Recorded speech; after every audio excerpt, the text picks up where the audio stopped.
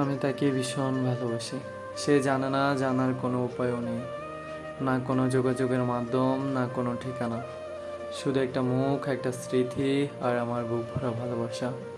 চাইলেই লিখতে পারতাম তাকে, তবে কোন খামে কোন ঠিকানায় পাঠাবো সেই চিঠি।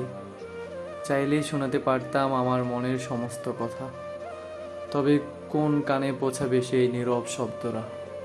তার সাথে কাটানো কিছু মুহূর্ত আজও আমার হৃদয়ের দেওয়ালে ঝুলে আছে, কিন্তু সময়ের স্রোতে সে হারিয়ে গেছে, যেমন নদীতে ভেসে যায় শেষ বিকালের আলো।